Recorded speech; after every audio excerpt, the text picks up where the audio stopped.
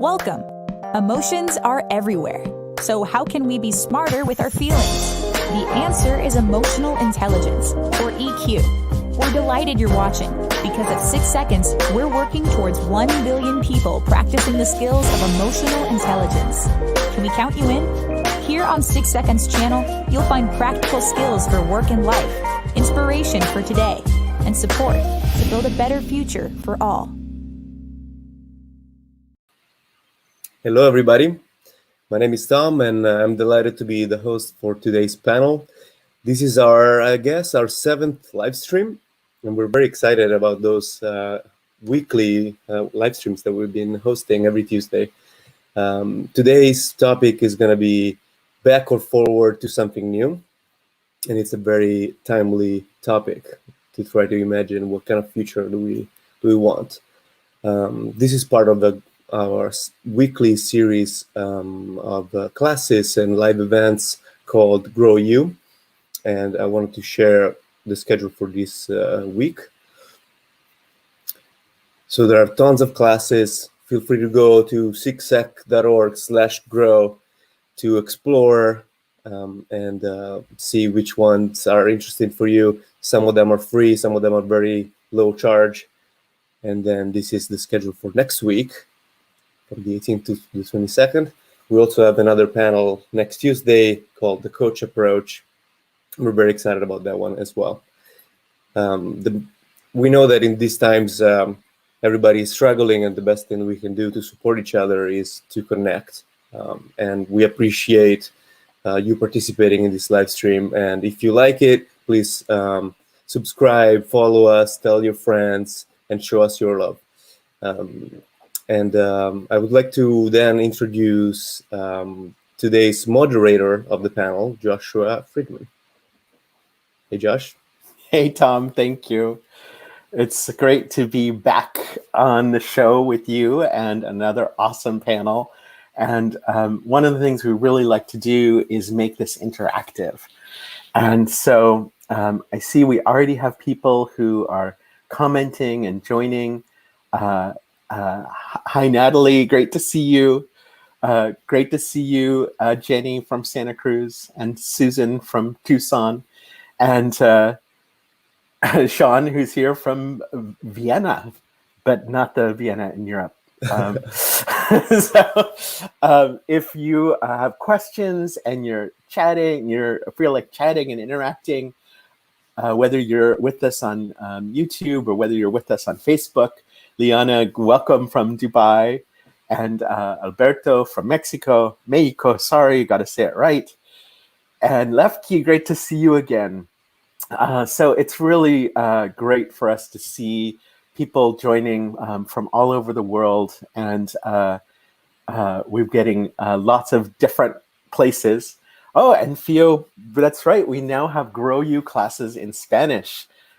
Si quisieras hablar en español, que bueno. Sorry, that's all I got.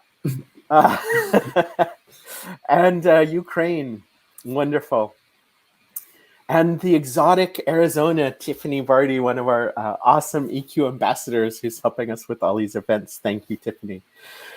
So please interact in the chat. And if you're watching the recording, please comment. We really want to chat with you and connect and share. So today's panel is about a really tough and interesting and important question. I'm hearing politicians use phrases like, it's time to flip the switch back on, or business leaders, we've got to get back to normal. And that raises some very big questions. First of all, is that the right choice? In the words of Sara Pantuliano, one of our panelists today, normal was the problem. What if going back to normal isn't really the right place to go? Here we are in this great time out, and maybe it's time to look forward. But there are significant emotional intelligence challenges in doing that. So I want to talk today a little bit about what are we going to do next? And very importantly, how?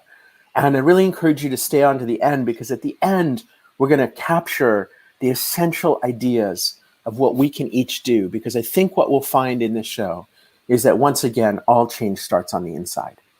So panelists, I'm thrilled to welcome you. We have such a fabulous and global panel today, which is almost as global as our awesome audience. I'm going to ask you each to introduce yourselves just with a 30-second answer to this question. What's one thing you miss from the old days? In other words, a few weeks ago. Sue, let's start with you. From the UK right now, but normally Singapore. What's something you miss from way back? So it seems like way back since I last saw my family. I came back to the UK for a week to help my mum, and I'm now 10 weeks into being in the UK. So one thing that I do miss is my family in Singapore. Chantal, oh, and introduce yourself too. Yep, Sue McNamara, Regional Network Director for 6 Seconds in Asia Pacific. Thank you, Sue. Chantal. Chantal Semenik. I am from Dubai. It's evening time here. And I'm preferred partner for 6 Seconds in the Middle East and India and Africa. What I miss most is my sanity. I've got 2 kids who are on virtual schooling. One is 3.5 and one is 8.5. So I miss my sanity. but all jokes aside, I miss the opportunity to inflict my own change and not be forced to change. Navi, how about you? Hi, I'm calling in from Brooklyn, New York. I'm an innovation and leadership advisor, and I tend to do a lot of speeches in conferences, so I do miss the physical contact with the audience, so I can see them face to face. So Zoom is fantastic. This kind of platform is great, but I do miss the physical interaction with my audience. Sara. Hi, I'm Sara Pantuliano. I'm the Chief Executive of ODI. We are a global affairs think tank based in London. And what I miss the most being Italian is the physicality of being able to hug my friends and family, the human interaction that also goes through being close, to other people. So it's that proximity that I really miss, also with my office, my colleagues, the giggles at the coffee machine, and my gym I miss as well. Tommaso, how about you? Well, for me, I think it's the social interactions that are different, and the question of should I get used to this new way of interacting with people and try to make the most out of it, because in the last few months it's been pretty hard. Yeah, I think one of the interesting challenges is that now the weeks are turning into months, and actually right after today's show ends, we are premiering a new video which is about that and how we kind of cope with the emotional burden of this weight building up. Chantal, let's start with you. What's happening in South Africa? Are you hearing a pressure to say, let's get back to normal? Is that a noise you're hearing? Well, people's behaviors, yes, there is a pressure. There's a big challenge around food at this stage and access to food. So I think that is the greatest pressure right now. And, if it doesn't happen soon, I'm afraid that people will take things in their own hands. Sara, your work is really like 6 Seconds. You work all over the world. And I think you personally have a lot of work that you're doing in North Africa and in both at home and in the places where you're engaged. What are you hearing about this pressure?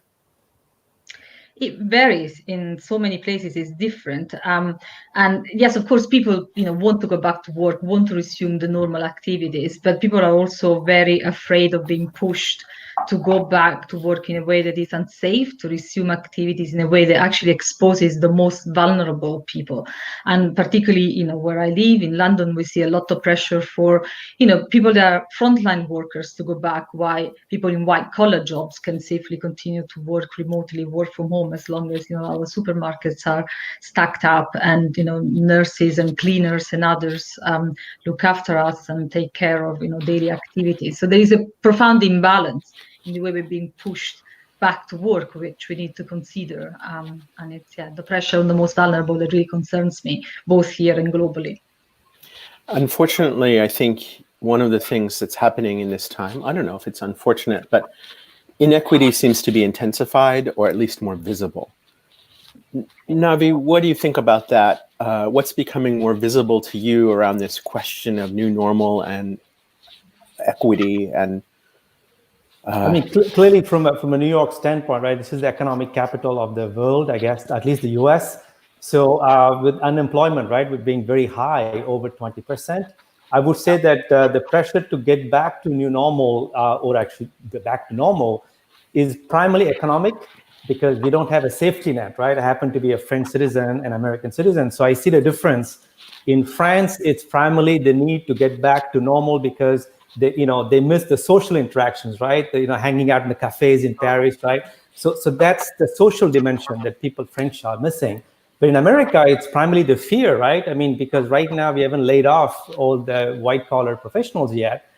So I think there's this big tension, right? What's going to happen to my job? Because if I don't have a job, right, we don't have a safety net in America.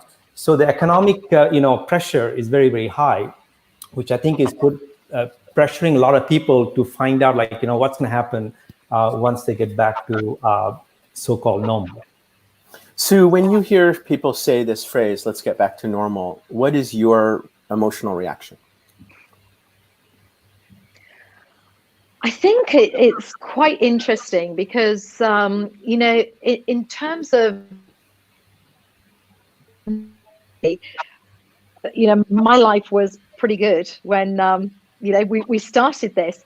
I think for a lot of people, normality is changing greatly. So for me, I've got really mixed emotions about that. I think some of the things from the old normal, are definitely worth hanging on to, as the panelists have said, in terms of the social interactions, the connectivity, just hugging somebody, etc. However, I've seen a lot that's taken place in the UK in the last few weeks that I haven't seen in years and years and years. If you just go back to the end of 2019, when we were talking about Brexit, and there was such disenchantment, such divide, such hatred. And now it seems that this new normal is that we all have a shared purpose. We all have a shared experience. And I think that shared experience is allowing people to be more empathic. So I've got really, really mixed emotions. I think there's some things that absolutely I want to hold on to, but I've now had a bit of an aha moment and I've seen that things can be even better. Sara, your article just really captured my feelings and thoughts very powerfully. What prompted you to write that normal was the problem? Because it was a normality, as Sue was sort of alluding to, that was really built on injustice. It was built on exploitation of people who are, vulnerable, both domestically and globally, in terms of how our world is set up, in terms of the globalization and the rampant capitalism that is exploiting people who are vulnerable. Because it was a normality that was in a way accelerating pressures on our climate. In a way that was unchecked, and it was, we saw more and more the challenging of basic human rights, and particularly women's rights. And so it was a normality that, in a way, many were already unhappy with and protesting against, before coronavirus struck. I mean, the title of what I wrote, we don't want to go back normal because normal was the problem, was actually a slogan from Chile. It was the Chileans were protesting in the street. They didn't want to go back to the normal that their president was in a way encouraging them to go back to, because they felt it was a normal that was deeply exploitative. Navi, you and I started talking a little bit on LinkedIn about a kind of profound, even metaphysical question about change, and the idea that we actually don't have a future and we don't have a past. As you think about this idea of the moment we're in, what is your view of this moment? Yeah, I mean, my view of the moment is because I'm right next to a big hospital in Brooklyn, right? So I've been at the kind of the ground zero of seeing everything going on, right? Ambulances coming in every 2 minutes, and it was quite traumatic. And that's the problem, right? I could either look at that and say, panic and say, oh my God, the world is collapsing, or I can shift my perspective. And what I saw actually is an incredible solidarity, right, among New Yorkers. People actually, trying to, create masks, on a voluntary basis at home, like seamstresses making masks here in New York area. You see people trying to deliver groceries to elderly people stuck at home. So I saw this incredible wave of solidarity and humanness, the expression of humanness in this large scale.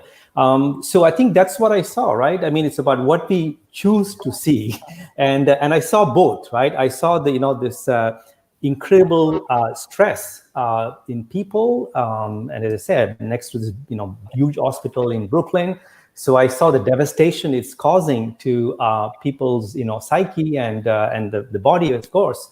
But then I also saw the goodness of what this crisis is bringing out, right, in people.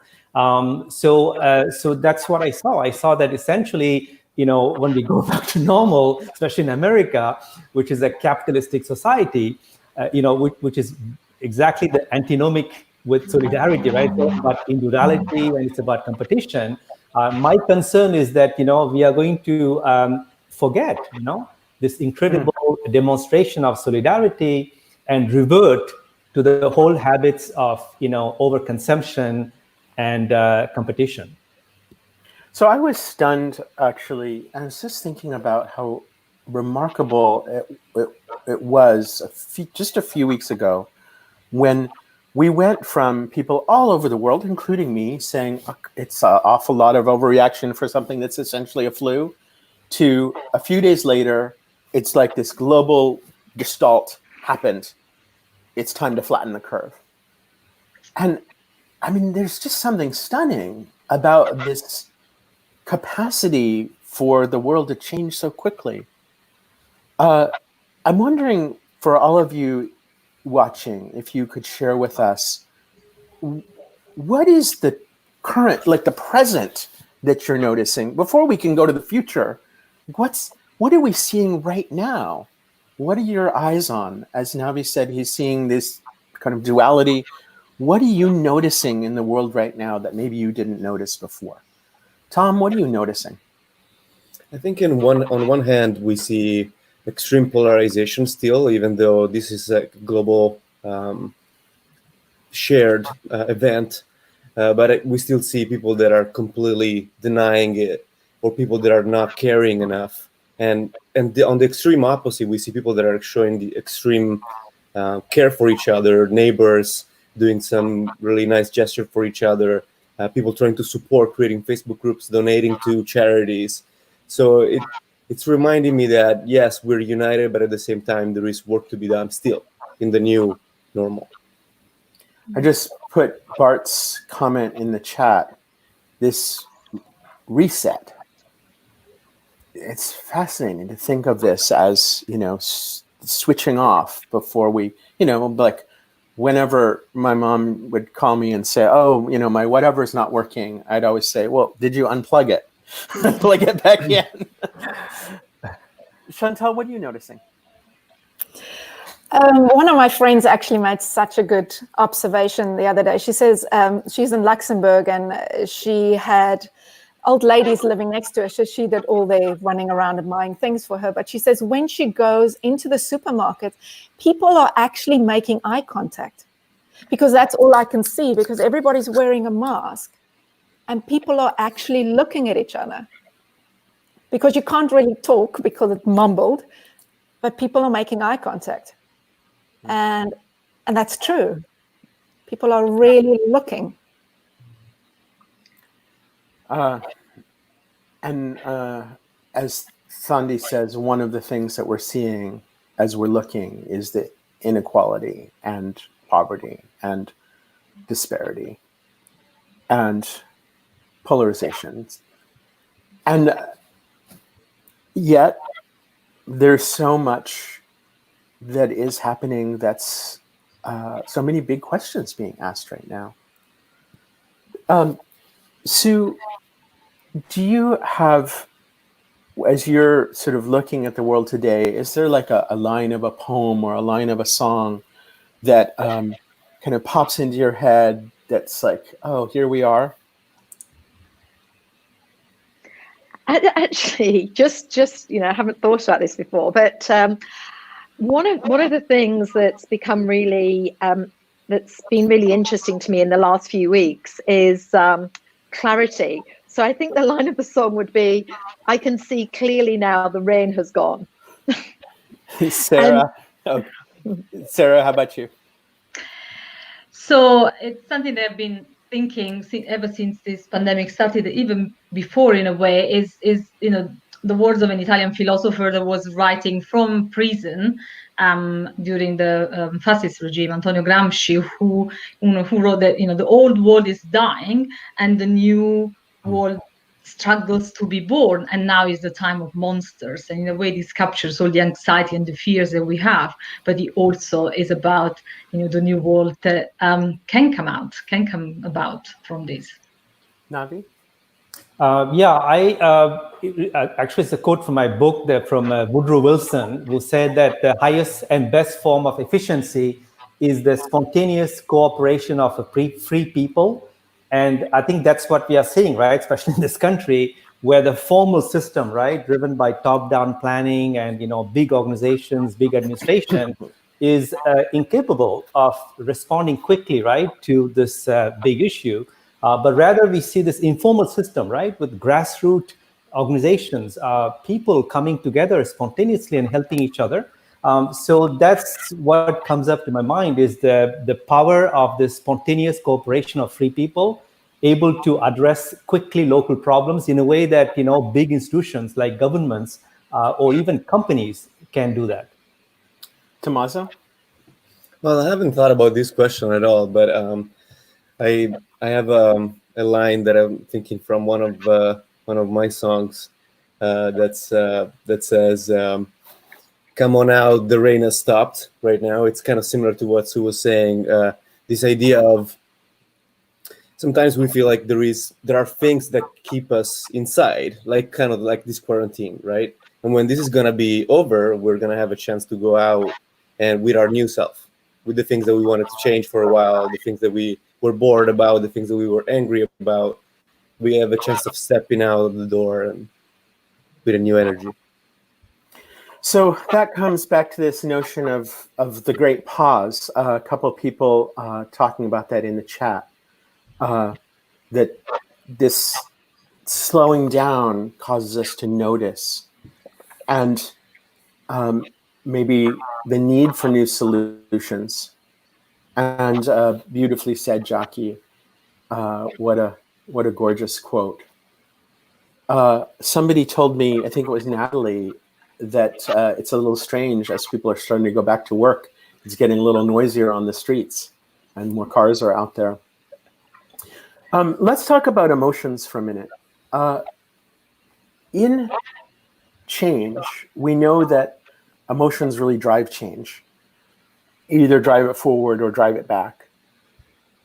I think that a lot of people are looking at what's happening in the world and the inequities that we've been talking about and the level of suffering and saying, Yes, that's horrible, but I can't do anything about it. I'm overwhelmed. Yes, there are these really big problems, but right now what we need to do is just turn on our, old power plants again. Given the intensity of the pressure that people are feeling right now, and governments are feeling, businesses are feeling, Sara, in that pressure, do we have any hope of actually creating something new? I think we absolutely do. I mean, look, the same philosopher I quoted, used to say that he was a pessimist because of intelligence, but an optimist because of will. And it is really up to the will that all of us can exercise is in changing the status quo, in learning from, if you want, the adaptations we've had to make over the past 2 months, to protect and advance it. A lot of our, younger sort of generation has been trying to demand a change for the world for a few years now, particularly around the climate issue, but not just around that. We see them a lot more focused than perhaps the older generation in demanding the values, for instance, of companies be at the center of what they do, and not just the profit. So there is definitely a lot to hang on to, but we need to make sure that we come together, that we act, that we demand change from our leaders. Otherwise, it's not going to happen.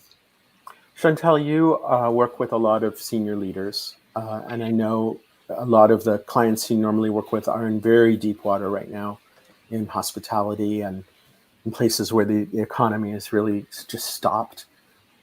Is there openness to look at a different future? Yes, and no. There absolutely is. I'm just thinking of a lot of them need to do a lot of inner work instead of outer work, and they realize that right now. 50% of them are focusing more on their people than they are on profits. So they say, if I focus on my people right now, my people are okay, the profits will follow. Yet they do need to make difficult decisions because, it's in some instances you can't keep a sinking ship at float. So your region has been, in some ways, the earliest here. I remember way back in January being on a Zoom with you and our colleagues in Korea, crying together about how hard this is. And so maybe you can speak to the future a little bit. What are you seeing in APAC?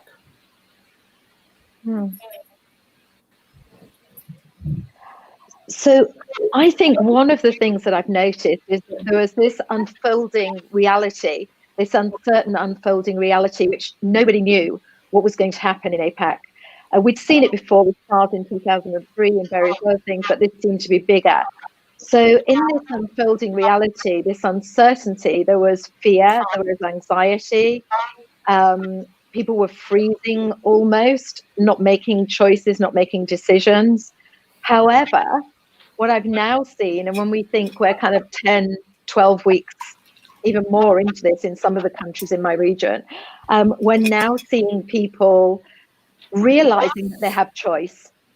In this unfolding reality, they have choice. And I really believe the companies and the organizations and the individuals that I'm talking to who've actually accepted that they have choice, they're the ones that are actually moving forward and having, utilizing their talents of agility and adaptability and innovation and creativity. And some of these organizations and individuals have been talking about change for the last 2 years and have not made it. But I think that moment, that pivotal moment for me in speaking to people in APAC was when they suddenly realized they had choice. And reality could unfold around them. However, they had choice within that reality in how they were going to be. Well, let's play a little game. Everybody on the who's watching live, I want you to play too in the chat. So at a personal level, as you think about your own life today, to what degree do you feel that you have choice? So this means I have no choices at all. I'm just absolutely stuck.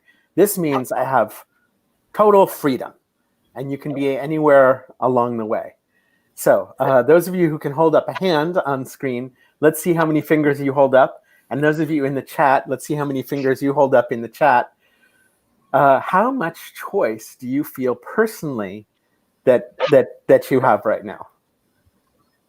Okay, so that's our personal scale. And those in the chat, let's see your numbers on a scale from 1 to 5.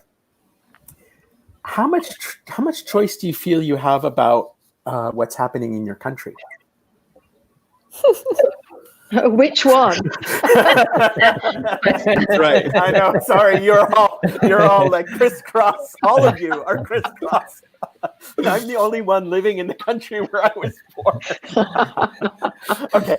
The country in which you are currently living. Okay. How much choice do you have?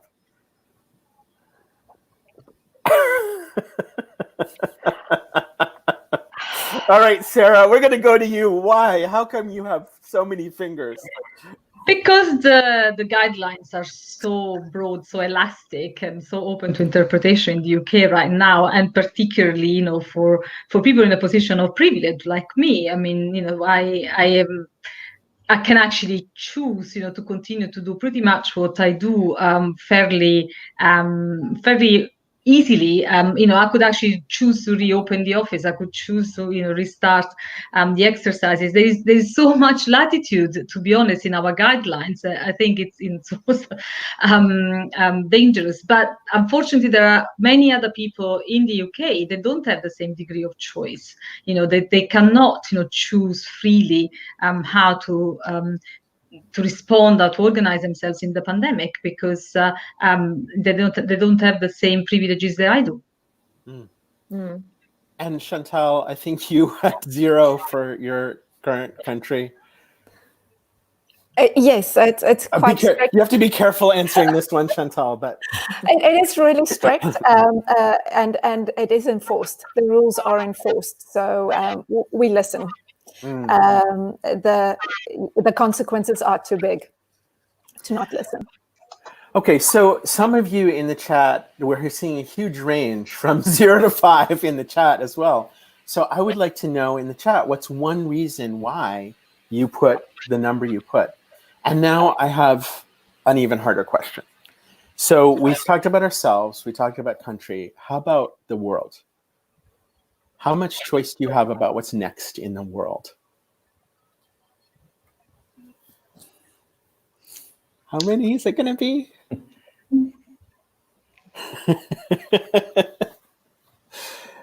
Chantal, how is it going to be?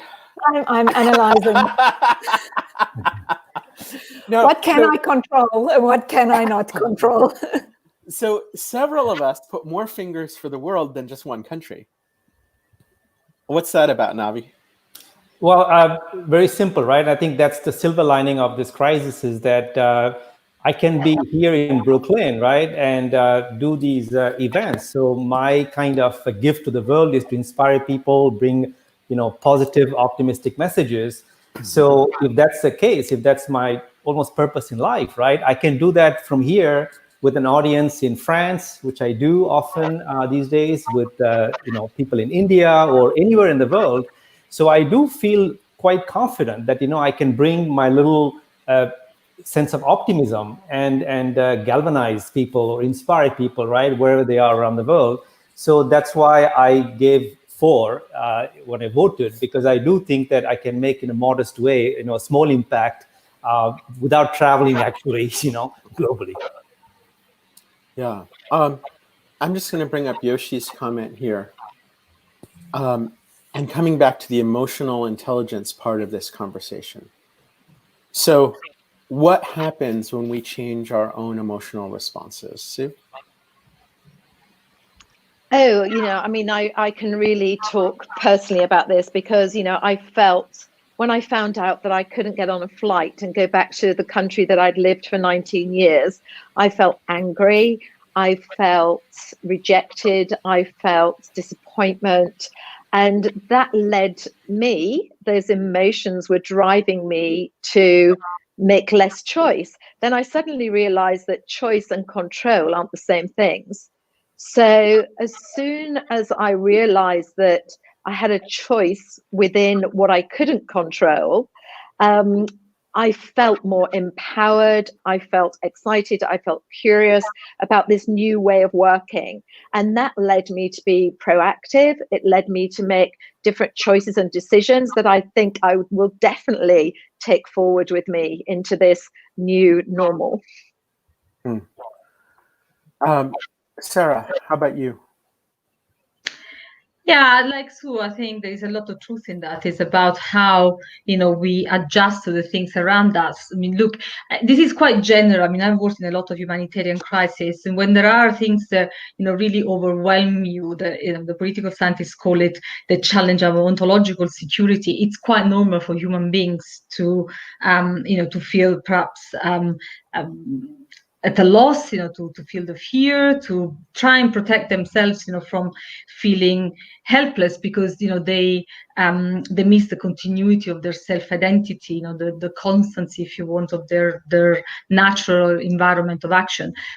So it's a natural reaction, but then it's about, if you want, reassessing and taking control again of what we can do, so, and that allows us to be to make the best use, so many of us are doing, of the crisis in terms of adjusting in a way that puts us back in control. One of the things I'm wondering about is the emotional gestalt, I'll use that word again, the emotional tone in the world, and how that differentiates one period of time in human history from another. Like there's sort of an emotional quality to, as we think about, in European history, the Dark Ages feels different than the Middle Ages, feels different from the Renaissance. Does the world feel different now? Does spring of 2020 feel different than fall of 2020? And all of you in the chat, I'd love it if you would share what's an emotional experience. What does it feel like in the world where you are? You're asking about this particular moment, the challenge that we see today. I think when there are big global crises, it's always a moment of rediscovery. It's quite natural that, as I was saying before in the quote from the philosopher that has really inspired me, these periods of interregnum are quite typical. When there is a big change, there is, that moment of, before the reset, where you start thinking, when you feel the anxiety, where you're overwhelmed by what is happening, but that can definitely usher a more positive moment if we all channel the energies to build something better. And we've seen that after every crisis, the First World War, the Second World War, even in terms of global cooperation, they've ushered moment in which we've gone beyond our nationalism and created something better in terms of global cooperation. Even more recently, during after the financial crisis, there was a moment of rethinking, they ushered the G20. It's possible if we, sort of put our mind to it, and history teaches us that it's happened so many times before.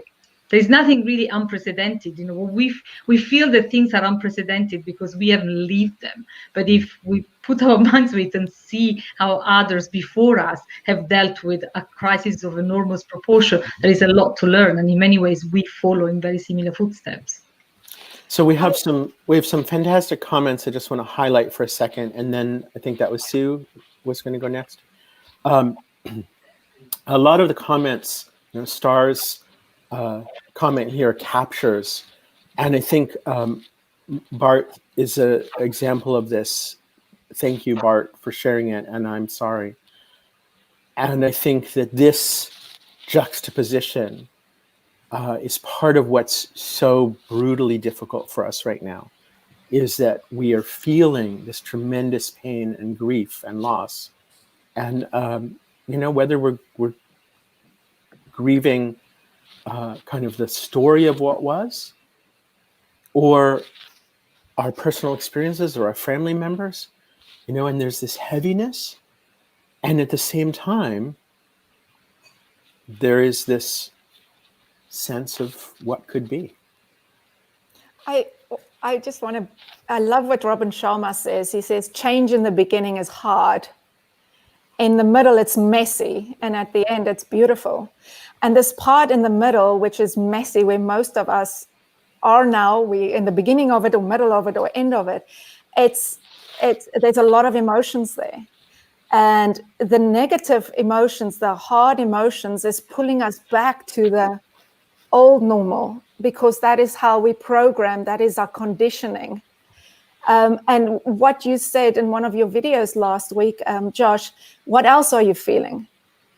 What is underlying all those other feelings? And on the positive, societal positive emotions, are those the emotions that can carry you forward? And which ones do you choose to focus on? Because if you're going to focus on the conditioned emotions, it's going to pull you back and make this change that you need to go through harder. Yet if you focus on the emotions that connects to how you want the future to be, it will make it much easier. Sue, I just saw this comment from Yoshi about upheaval, and I was thinking about your work around future readiness. Mm-hmm. And Navi, of course, that's very central to your work. So in a time of upheaval, how does that change our focus on future readiness? I think that's a really interesting question, Josh, because as you know, a lot of the work that I've been doing recently is how do we prepare students, university students for the future, or children in education for the future. And I think what's become very, very clear over these last few weeks is that we actually don't know. So what we actually need to do is to prepare people for uncertainty. So how are people going to think and feel and act in uncertainty? And what are the skills and the attitudes and the knowledge that are going to support them to make these good choices, even when they're not sure of what that future actually holds? But some of the key skills or talents, if you like, are definitely, adaptability, imagination, to actually create the new normal. So to create the new normal for you, to create the new normal for your organizations or your teams, collaboration in working together to create that so that it's even better than it was before. Because I personally think the conversations I've been having just over these past few weeks, people generally don't want to go back to exactly how things were before. Navi? I would say that, we need to learn to crawl, walk before we can run in this new normal. And the reason is because we are blazing a new trail, right? If I were to use a metaphor, right? We've been running on this track and we know that it's coming to a cul-de-sac, right? Dead end. So we need to change. The problem is that there's no new track, right? So you have to blaze this new trail. And you can do that very quickly because we come out from this, paralysis.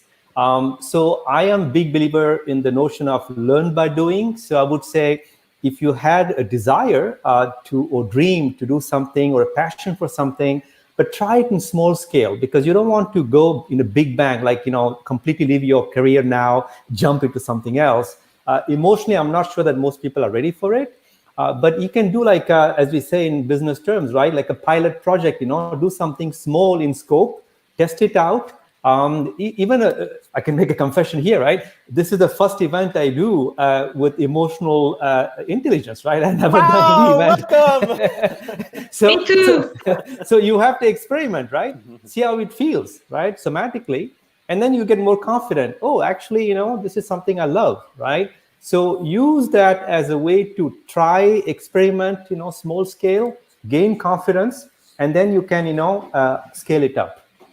And I think, Go. You read my mind, Josh. Yeah, I was very inspired by this topic. I think what I'm seeing right now is like people discovering new things, rediscovering things that they forgot they loved. And I think that's what happens when feelings like this are experienced, like boredom, sometimes anger, or grief for things that you can't do anymore. Those moments are extremely precious for, if you think about innovation and creativity in the history of the world. Like that's where some of the most beautiful things were born out of those feelings. And sometimes we just dismiss them and we want to cover them and change to something else. Those are helpful too. I wanted to see if I can just share with you a comment from our LinkedIn group. We'll see if this works. Are you able to see the Yes. LinkedIn group there? Mm-hmm. And I just thought this was a pre-discussion of today's panel. And Ifioma, sorry, I'm pronouncing your name wrong, I'm sure, that really the future is dependent on today. And so all we have is today. And maybe somehow that todayness has become more clear to us. What is it that we can do to get that presence more in focus and more connected with the future that we want? Chantal? I am conquering meditation right now. You're battling with it. Man, it's hard. I am so high in consequential thinking, so I think a lot. And I've really started getting into the present moment by using meditation. And it's helped so much to help me focus on the here and the now and to appreciate the here and the now. Because I believe this pandemic has given us almost like a pause button, and it makes us turn on our metacognition, and we can really have a look at what is it that I like and what is it that I don't like and what do I want the future to look like. And then take it from there. The world is your oyster. Design what it is. Design how you want to show up for yourself in order to show up for others. Sue, we talk about this idea of pursuing noble goals in very much align with what Chantal was just talking about. How do we both be future-oriented and here and now? You must have read my mind, actually, Josh, because that's exactly what I was thinking. So for me, what helps me to be present and to make choices about the present moment is actually by pursuing my noble goal in those choices. So my noble goal is to support people to create their own positive growth. So in a moment every day when I have a choice about making decision A, B, C, or D, I choose the one that's most aligned to that.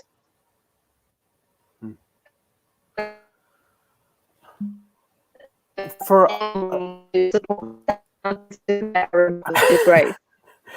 That we lost the end of that, Sue, but I think that the notion of being able to both look forward and look back and then be here now.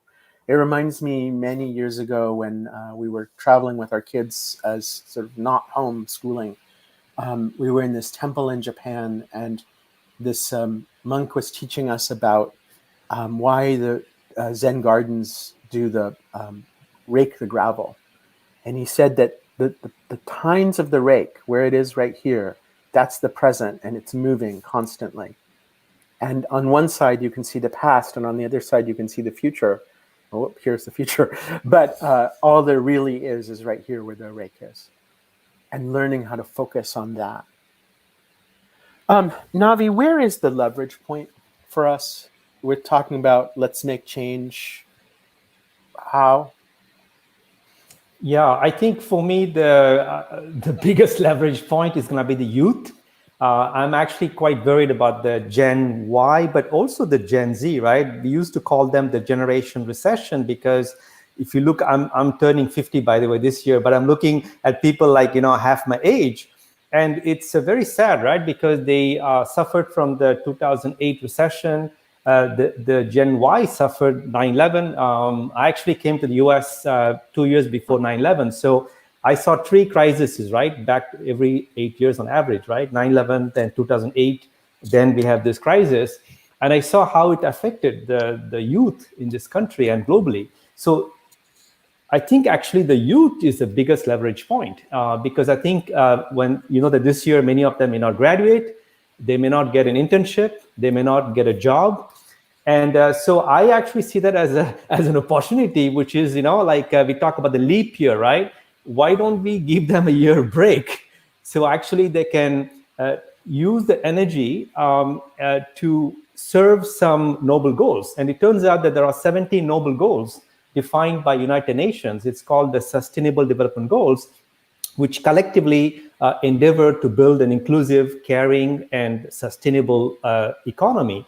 And so I was thinking, what if we invite each, young person, in the world to pick one of the SDGs, right? It could be, gender parity. It could be, clean energy or water, whatever. And then you put your creativity, right, to task to address that challenge, but maybe not globally, but at least locally, right, in your city, in your region. So I think when we say about the future, I'm sorry to say that, but I'm 50, but I think the future belongs to the young people, right? So why don't we empower them to be the agents of change? Because they are going to be deeply affected by this crisis, and they feel really powerless right now. So my passion these days is to spend a lot of time working with college students and university kids to make them feel that they have the choice, the right choice to make right now. Even if they take a leap year, right, the things they're going to learn by focusing on these goals could be a very, very personally rewarding experience. Sara, I want to come to you in 1 second, but just to follow up on Navi's point, I wanted to just share with everybody that one of the things that we work on at 6 Seconds is the notion that all change starts on the inside, and emotional intelligence is how we make change on the inside. And so in a way, the Sustainable Development Goals can be powered by emotion. And if we think about growing our internal well-being and awareness and skills with emotions, that fuels us to be able to be more collaborative and build these authentic relationships. And that creates the alliances and the openness to change. So maybe we have to do a panel discussion just on the Sustainable Development Goals and how emotions can fuel them. Sara, where is the leverage point for change? I completely agree with Navi and really want to reinforce what he said about the youth. And I said it before, the youth are the ones pushing for change. They have been pushing for change for some time now, be that on the climate side or in terms of rebalancing our values around, how we do businesses. But it is how we create that space for them, to succeed in rebalancing our values, in achieving, the Sustainable Development Goals. Because it is actually, I've just turned 50, and it is our generation that is holding, the power and holding back from those deeper transformations. So somebody in the chat said, talked about the importance of being intentional. And for me, that is really what needs to happen, that all of us are in position of leadership or in position in which, we are employers, we run companies. It's how intentional we can be in making sure that the changes that we have been forced to accelerate over the past 2 months don't go to waste, that we continue to reinforce them, that we continue to take them forward, that we really change the way in which we run our organizations, our companies, and we help others run them. But yeah, we will take a lot of serious commitment on the side of all of us to effect these changes and not sort of think of a period over 2-3 months maybe in which we experiment in things that allowed us to see a better future, and we let that go. Chantal or Sue, a lot of people are talking about in the chat about the change map and the emotional part of what fuels change. Would one of you just speak a little bit to that? Oh, Tom. Thank you. Overlay the change map. Nice. It's hard to see though. That's a good one. Thanks, Tom. Sure, I'm happy to. So I think, in the change map, it puts emotions at the center. And as I spoke about earlier, I can map my change that I went through from being in what we call the cycle of resistance, which is emotions that hold us back from change. So fear, thank you, frustrations, judgments, etc. These types of emotions are giving us data, giving us messages to say, don't move towards that change, stay away from that change. It could be dangerous to us. And I see at this moment in time, those red lines, you know, this is really what we want to do as an organization, but also on an individual basis. We want to be able to shift those emotions and utilize that emotional data to say something different needs to happen. So by utilizing emotions such as curiosity or excitement, or just, you know, for example, that curiosity for me was very strong. What if I do this? How would that be? Then that helps to engage me in the process and then get on and do it, which basically, you know, I think my brain style is very analytical. So I like to evaluate things before I do things generally. And sometimes I can get stuck. Why are you smiling, Josh, at that? Why am I on camera right now? and so what this has taught me actually is to be more agile and to engage in that emotion of curiosity and just actually do it. So activate the change rather than, you know, engaging in the thought of the change for too long. And I think that's what I've seen in a lot of organizations as well. We're taking that leap. We're going for it. And if we fail, it's okay. Failure seems a lot more acceptable now, actually. We might not get it right, but then we can go round that change cycle again, being aware of the emotional data. And there's neuropeptides, the neurobiological messages that were being given by emotions, and just utilizing them to support us to make effective change. Wow, thank you, Sue. That was beautifully said. I do think there's an interesting shift right now in people's expectations. And Navi, we're running out of time, but your work is about frugal innovation and like, let's just make this thing.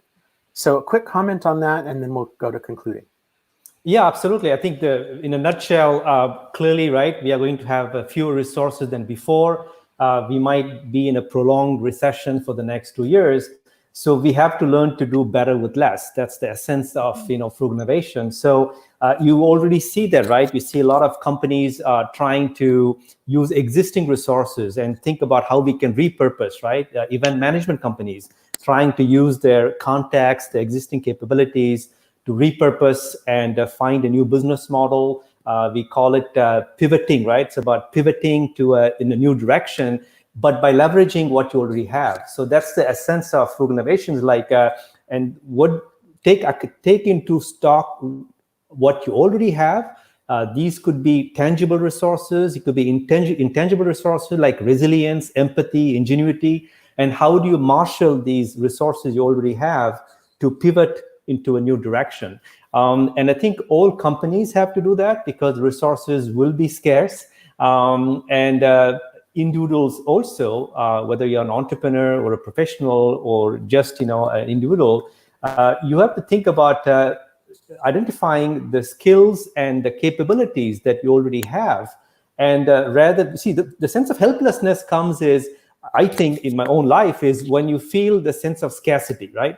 And that's why you have to make the switch from scarcity to abundance. So you have to learn to celebrate what you already have in abundance, right? And then see how you can repurpose them. I call it repurposing for a purpose, right? Wow. You have to repurpose what you have to serve a purpose which is larger than yourself. Beautiful. Well, folks, I don't know how it happened. It's like we're out of time, and there's so many more things I want to talk about with you all, and so many more questions I want to ask our audience to join into, but we only have time for one more, and that is the Great Post-it Challenge. And so in all seriousness, a lot of people are feeling tremendously stuck right now. A level of helplessness and fear, a level of uncertainty that for most of us is completely beyond anything we've grappled with before. And yet at the same time, craving,